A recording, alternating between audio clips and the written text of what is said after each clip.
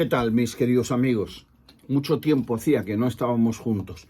Hoy quiero aprovechar la oportunidad de vuestra atención para hablaros sobre un tema que considero fundamental, de fundamental importancia. Paranoia y racionalización religiosa. Es un descubrimiento soberbio el que vamos a hacer, que nos ayudará a entender que haber salido de la religión es en sí mismo un acto de salud mental mayúsculo. Cuando afirmamos con contundencia y apoyados en datos demostrables que hay que ser poco inteligente y mostrar cierto tipo de insalubridad mental para creer indiscutibles la mayoría de los dogmas de la religión cristiana, muchos crédulos cristianizados se defienden, como es natural, y nos contestan. Pero oiga, un momento, es que no es cierto que la fe cristiana es aceptada únicamente por gente torpe y de escasos recursos intelectuales. A lo largo de la historia y hoy día son muchos los abogados, médicos, ingenieros, escritores y filósofos, psicólogos inclusive, y personas de alto desarrollo intelectual que han creído y defienden las doctrinas de la fe en Cristo.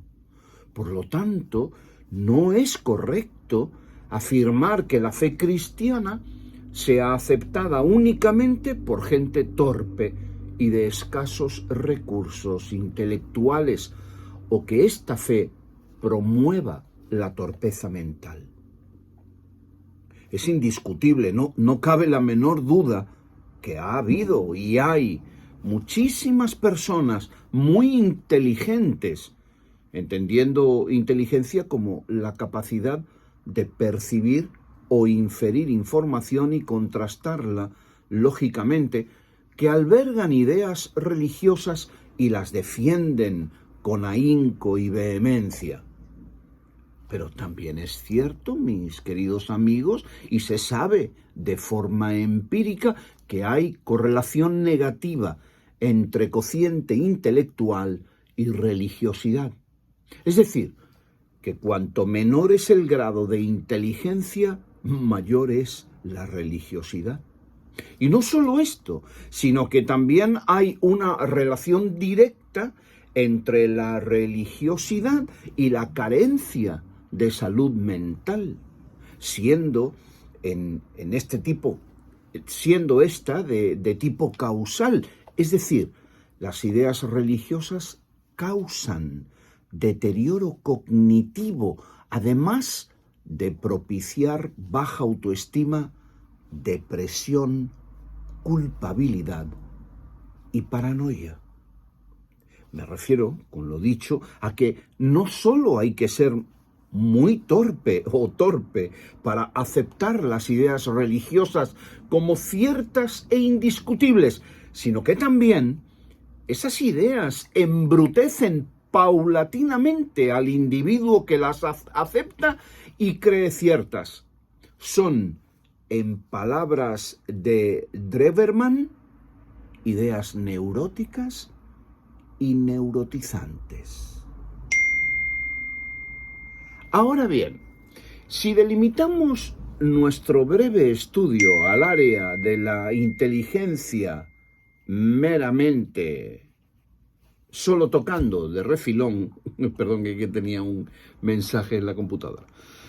Repito, ahora bien, si delimitamos nuestro breve estudio, el que estamos haciendo, al área de la inteligencia meramente solo tocando de refilón las otras perturbaciones mentales aquí apuntadas, la pregunta que encaja como el zapatito en el pie de Blancanieves es: ¿cómo puede ser que la persona docta y de inteligencia desarrollada crea ciertas, las mismas ilusiones fantástico-mágicas y se someta obediente a los mismos postulados religiosos, en este caso los cristianos, que acepta y defiende también un indocto de inteligencia limitada y torpe. Es verdaderamente extraño ver al profesor universitario, al doctor, ingeniero o abogado aceptando como reales y verdaderas las mismas teorías mágico-paranoicas que cree el inculto aletargado que no tiene dos dedos de frente y se mete el dedo en la nariz para ver si encuentra algo provechoso. ¿Cómo puede ser esta igualdad de creencias posible? No cabe duda de que nos encontramos frente a la verdadera definición de lo que es un milagro en toda regla. ¿Qué mecanismos mentales serán los que engranen en unos y otros listos y torpes para que se produzca en ellos de forma maravillosa esta misteriosa casualidad? Por ejemplo, ambos, ignorantes y letrados, creen sin rechistar siquiera que María, la esposa de José, el carpintero, según se nos relata, se quedó embarazada del Espíritu Santo, adoptando este ente incorpóreo, lo suponemos, una apariencia como de paloma, su forma preferida en el imaginario evangélico. A continuación, dicen los que saben, que el ave cubrió a la mujer con su sombra y ésta ipsofácticamente quedó embarazada. No nos cabe duda alguna de que este lamentable y ocurrente relato religioso, esta mala teatralidad originada en el primer siglo de la era cristiana, podría ser tragada con facilidad por un iletrado, ignorante, supersticioso, crédulo y manipulable zoquete que acepta sin reflexionar todo lo que se le dice desde el púlpito o desde el Vaticano. Pero oiga, por favor, una persona reflexiva que contrasta datos y usa su materia gris con seriedad, uno que usa su discernimiento entrenado. Sería extraño que un individuo crítico, lógico, racional, que ha estudiado con ahínco, vea en este proceso un claro e inmoral acto de zoofilia, mediante el que un pájaro fecunda a una mujer. Algo parecido al de aquel retrato mitológico griego de Leda y el cisne. ¿O acaso no es propio que el tonto crea imaginaciones sin sentido coherente, pero el inteligente las descubra, objete y denuncie? Además de lo dicho, es innegable que cuando el espíritu fecundó a la mujer, como se alega, se cometió un acto de infidelidad hacia el marido de María, José, ya que es notorio que había una promesa de matrimonio de por medio entre el uno y el otro que debió ser respetada por el ave divina en cuestión. ¿O qué pasa? ¿Que el Dios judío puede disfrazarse de cualquier animal y bajar a la tierra y actuar inmoralmente como hacían sus primos los dioses del Olimpo griego? Y nosotros aquí, como tontos espectadores de una mala función de teatro, ¿aceptarlo sin hacer preguntas? Sea como fuere, al final del cuento, todos los que luchan contra la estupidez no tienen por menos que clamar: pobre José. Entre el pájaro y la Virgen le pusieron los cuernos al carpintero. No es de extrañar que algunos evangelios apócrifos nos informen, tal vez, que el desdichado José después del abuso, se arrastraba por las noches de Nazaret de taberna en puro tomar. Dicen las lenguas apócrifas que, despechado y lloroso, el malogrado padrastro de Jesús cantaba aquello de: que no me digan en la esquina el venao, que eso a mí me mortifica, el venao. En versión aramea y con mariachi incluido. Lo cierto es, bromas aparte, que el que lee con seriedad intelectual estas historietas evangélicas, pues, ¿qué quiere usted que yo le diga? Se da cuenta del tinglado embaucador y no tiene por menos que levantar una voz que denuncia en medio del templo. Es impepinable que cuando un individuo de inteligencia normal no tiene que ser un portento en el uso del raciocinio, cuando una persona así, normal, lee los evangelios, por ejemplo, que el Dios de los judíos Yahvé tomó forma humana y vivió alegremente entre los hombres. Oiga, creo que es lógico y natural que esta persona normal reflexione y se pregunte, pero ¿qué clase de tergiversación racional debe ocurrir en la mente de alguien potencialmente inteligente, Homo sapiens racional y estudiado, para que éste acepte sin reserva alguna la absoluta imposibilidad ontológica, la contradicción natural aberrante de un Dios imaginado que resulta que se incorpora en un cuerpo humano? ¿Acaso esta absurda imaginación no es una exposición claramente mitológica? Es decir, ocurrente y fantasiosa, que no solo es parecida, sino mucho peor, mucho más enrevesada y elucubrada que aquella del Minotauro, mitad hombre, mitad toro, o la de los centauros griegos, mitad hombre y mitad caballo. Este individuo pensante tendría razón en su apreciación crítica, porque es innegable que el tipo de ideas fantasiosas, peregrinas, ilusorias y necias que plagan y nutren el tejido religioso deberían ser creídas y veneradas solo por personas limitadas en sus capacidades reflexivas, de inteligencia escasa y que comprendieron muy poco de la vida, pero rechazadas frontalmente por los que reflexionan sobre la existencia y sus significados lógicos.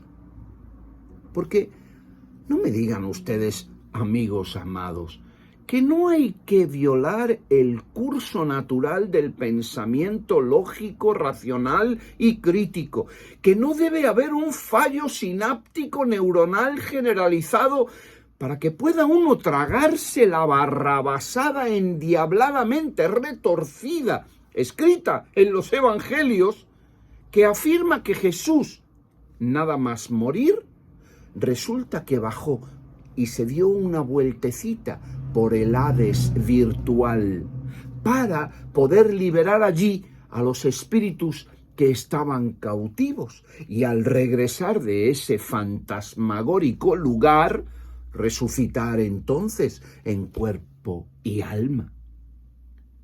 Pero qué mínima evidencia racional, indiscutible o discutible siquiera hay que confirme que ese paseillo de Jesús por el inframundo, liberando espíritus amargados, tuvo lugar. O al menos, si uno no quiere complicarse la vida escudriñando tanta demencia irreferencial e imaginativa, tanta tontería, en definitiva, tal vez cuestionar claramente y al menos la posibilidad de que un Dios eterno muera. No sé si me comprenden, pero Para que me comprendan, permitidme que os repita el leitmotiv de este escrito, repetición que como el estribillo de una canción ratonera se nos clavará punzante en el pensamiento.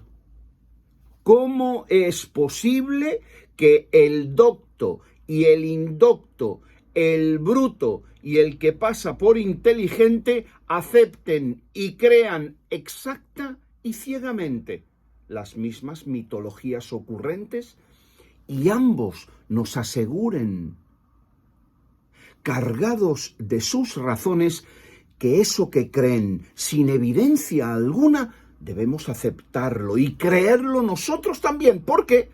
Porque dicen que esa es la verdad absoluta que nos salvará el día del Apocalipsis. Está claro que algo no funciona correctamente en los procesos mentales del creyente. No importa si éste goza de un alto nivel de capacidad mental o no. Es más, y como veremos, es precisamente por esa fuerza de la imaginación, por la potente capacidad de concentración y concatenación y estructuración de pensamiento que posee el creyente dotado de mayor capacidad, que será víctima de un desvarío mental aún más profundo que el del ignorante.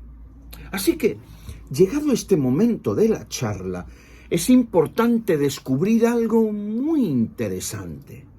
Fíjense, nuestra pregunta inicial, que parecía tener una sola cabeza viva y coleando, resulta que ahora nos muestra otra adicional con un rostro mucho más desagradable.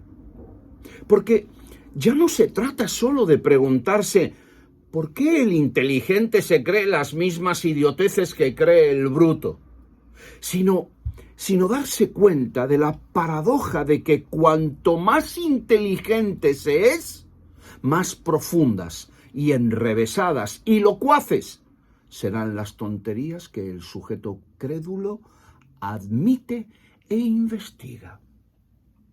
Para constatar lo dicho, no hay más que consultar las grandes obras teológicas de sesudos teólogos como Tomás de Aquino, Charles Hodge, William Schaeffer, Calvino, Bavinck, Berkhof, Ludwig Müller, Spurgeon, entre otros más. Todos ellos dedicaron su gran inteligencia a elucubrar y almacenar complicadas explicaciones sobre los asuntos más absurdos e inverosímiles imaginables, desde aclaraciones de cómo se interrelacionan las dos naturalezas divino-humana en Jesús, siendo una sola persona, misterio extraordinario, hasta de qué forma salen los demonios de un sujeto alterado y a dónde van y qué harán allí, o qué formas físicas adopta el Espíritu Santo sin dejar de ser Espíritu. ¿A qué se deberá la maravilla de que exista este monstruo con dos cabezas? El psiquiatra Erich Fromm, insigne representante de lo que se ha denominado psicología de las profundidades, nos brinda claras y concisas respuestas profesionales a estos asuntos en su libro Psicoanálisis y Religión. Allí nos presenta un somero estudio que indica que la religión, sobre todo la monoteísta autoritaria, dice él, sin embargo, oiga, si es monoteísta, es autoritaria, no nos engañemos. Es, en realidad, esta religión monoteísta autoritaria es en realidad una paranoia que se justifica mediante continuos ejercicios de racionalización. Paranoia y racionalización. Este es el entramado mental que origina las ideas religiosas y permite que una persona estudiada, leída e inteligente acepte y crea las mismas tonterías y de mayor calibre aún que cree ciertas un lerdo, bruto, inculto. Si queremos entender bien este espinoso asunto tan trascendental, hemos de preguntarnos primero, ¿en qué consiste? ¿Qué es la paranoia? Y me vais a permitir que os la defina, porque os aseguro que a muchos de vosotros os sorprenderá escuchar lo que esta desviación mental es en realidad. Según la definición aportada por el doctor Fromm en su libro, la paranoia es una enfermedad de la mente que se caracteriza por la aparición de ideas fijas, obsesivas y absurdas basadas en hechos falsos o infundados. Y lo que también es necesario entender, la paranoia se forma junto a una personalidad bien conservada, sin haber pérdida de la conciencia ni alucinaciones. Así que notad, por favor, que en la primera parte de esta definición se encuadran perfectamente las ideas religiosas que son, por definición y necesariamente, ideas fijas, obsesivas y absurdas, que a su vez están basadas en hechos falsos e infundados. Es decir, la creencia religiosa está plagada de ideas paranoides que son su fundamento. Punto este que hay que tener muy en cuenta. Pero se ha de notar también, en la segunda parte de la definición, que la persona que sufre esta enfermedad mental acuciante de la paranoia no es, oiga, aunque sí en algunos casos, un loco histérico que anda dando brincos y echando espumarrajos por la boca, o un bruto al que hay que repetirle las cosas 20 veces, sino un sujeto con personalidad fundamentada y consciente que pasa por y es inteligente. Es decir, un individuo capaz de racionalizar. Y a esto se refiere precisamente la segunda parte de la definición del doctor Fromm, a la racionalización. Así que para seguir comprendiendo este asunto, debemos saber bien en qué consiste, qué es el acto de racionalizar.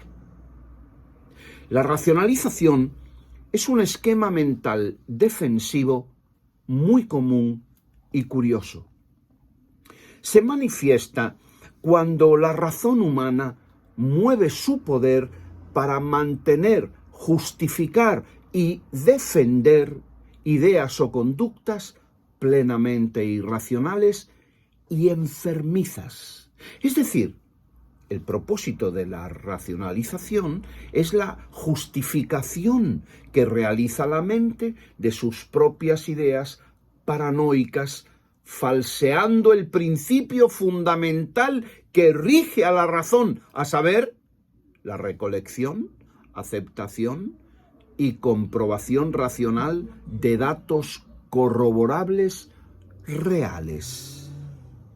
Es decir, se racionaliza cuando la inteligencia se defiende adoptando un disfraz para traicionarse, para engañarse a sí misma.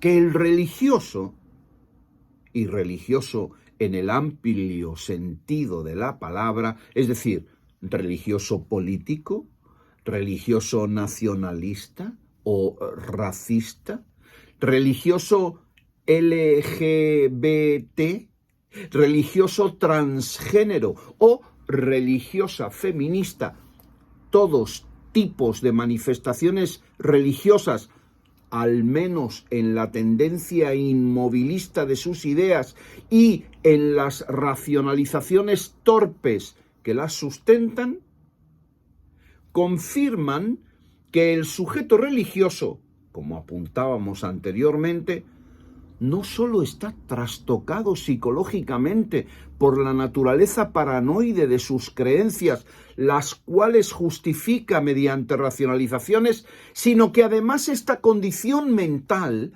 se produce en un entorno en el que su capacidad racional no está afectada. No solo no lo está, sino que cuanto mayor sea la capacidad intelectual del sujeto religioso, más ricas, elaboradas y profundas serán sus ideas paranoides, así como las racionalizaciones que las defenderán y las sustentarán. Como consecuencia, no es de extrañar, por tanto, que las iglesias estén formadas por curas, pastores, obispos y prelados muy inteligentes, y que en sus bancos, en los bancos de la iglesia, se sienten doctores, abogados, ingenieros y profesores universitarios de todo tipo.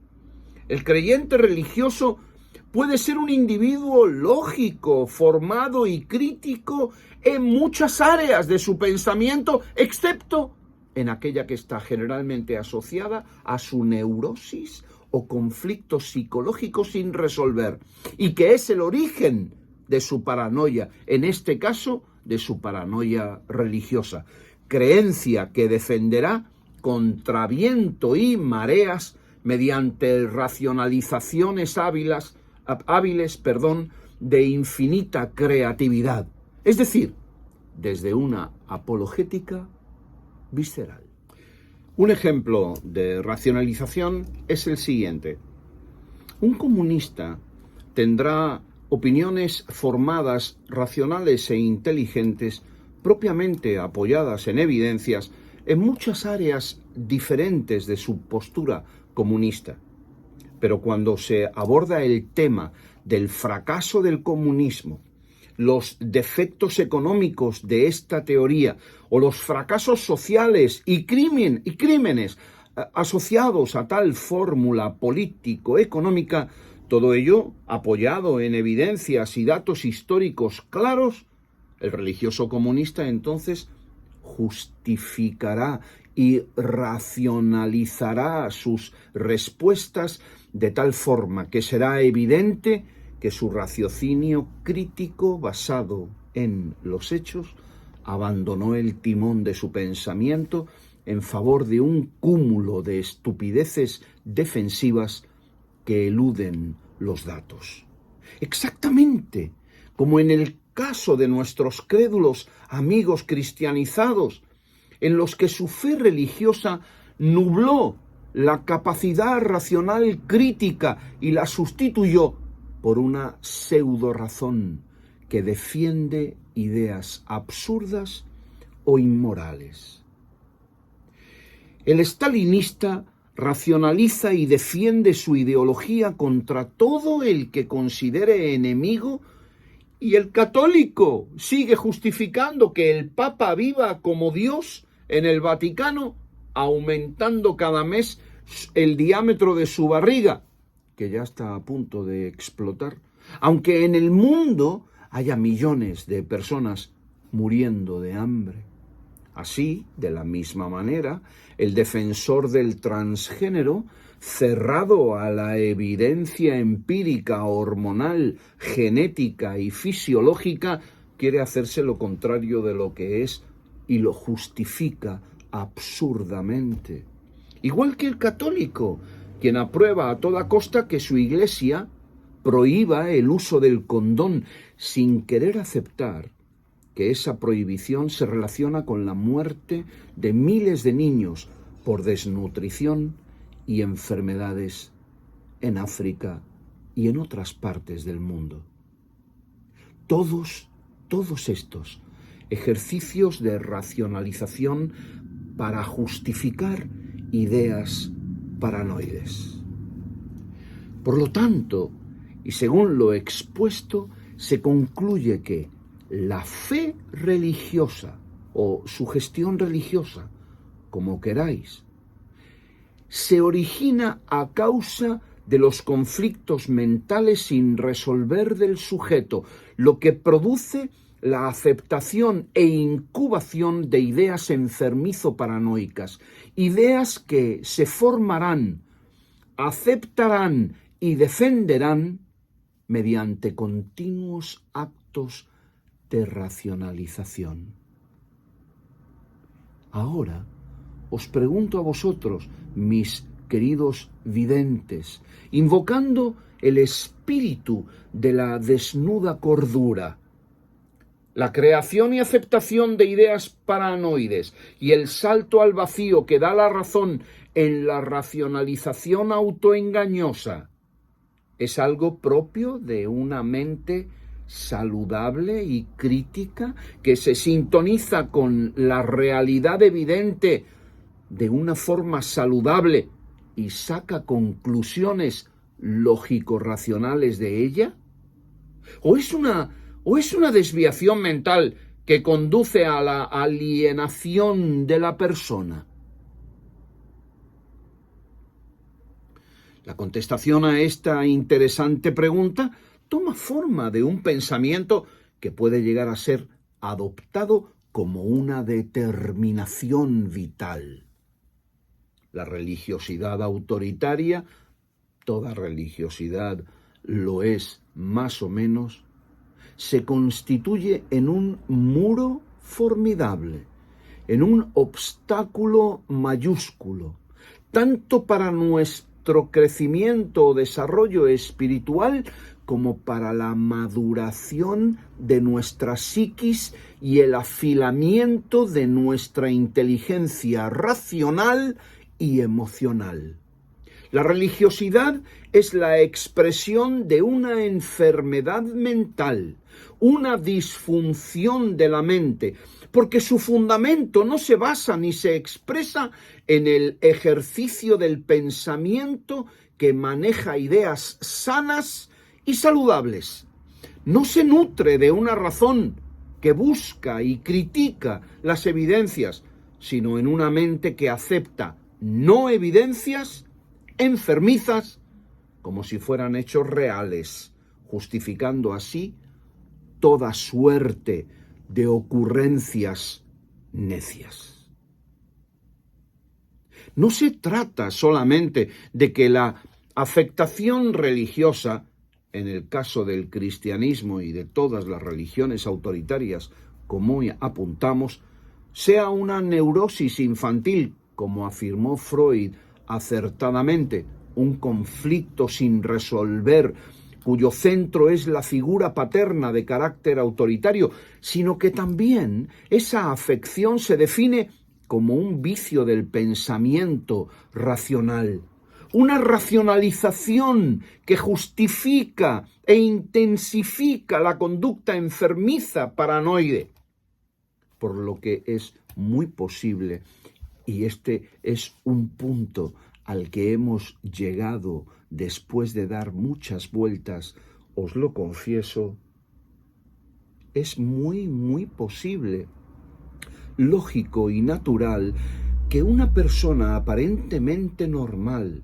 inteligente, racional en algunas áreas, pueda ser capaz de afirmar y defender obsesivamente, sin empacho ni vergüenza alguna, ideas fijas, obsesivas y absurdas basadas en hechos falsos o infundados, como las antes apuntadas sobre la concepción de un muchacho mediante la intervención de un pájaro y una señorita, o la incorporación humana del dios hebreo, o el paseillo de un muerto por el inframundo, liberando espíritus por el poder solo a él otorgado, y otras adicionales afirmadas por los libros bíblicos, como aquella de que el sol se paró en Gabaón.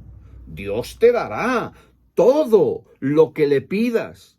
o que la sangre de Cristo te protege de los ataques satánicos, entre otras muchas ideas descabelladas y descabezadas que creen ciegamente hoy en día muchos abogados, médicos, ingenieros, psicólogos, profesores universitarios y profesionales en general y algún que otro intelectual.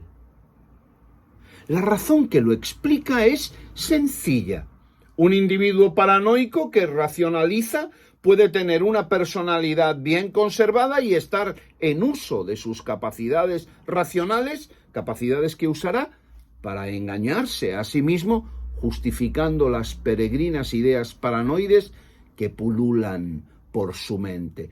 Todo producto de conflictos internos no solucionados correctamente. Todo es asunto de una mente capaz en unos sentidos, pero neuróticamente paranoide, es decir, una mente enferma que racionaliza en otros.